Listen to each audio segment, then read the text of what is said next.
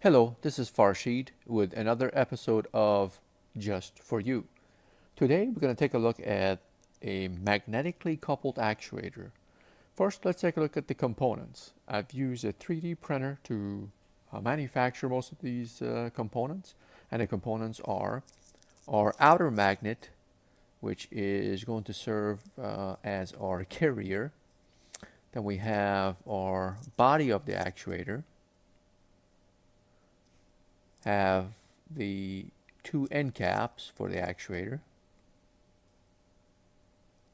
the inner magnet, which in this case will serve as our piston, and we'll use this rod to show how it operates in an industrial automation type applications. So let's go ahead and assemble this magnetically coupled actuator. We take our outer magnet, which is our carrier,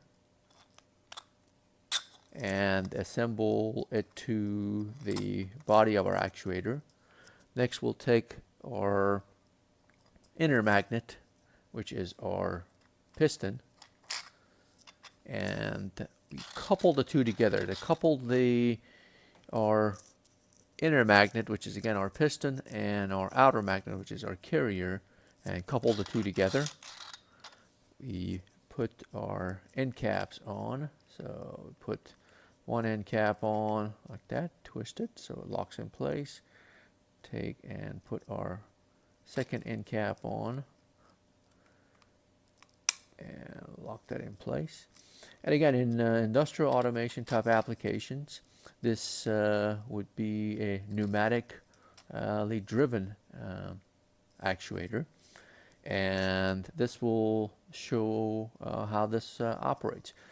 So if compressed air is introduced to this port, it will generate a force that's equal to pressure that's coming in times the area, surface area of our piston, and that force will move that magnet, the inner magnet.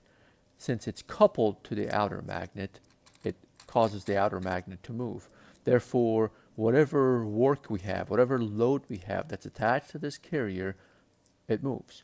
And we can do the same thing in the other direction. We take and introduce our compressed air. The force that's generated is equal to pressure of that compressed air multiplied by the surface area of our piston, causing our carrier to move back and forth and do work for us.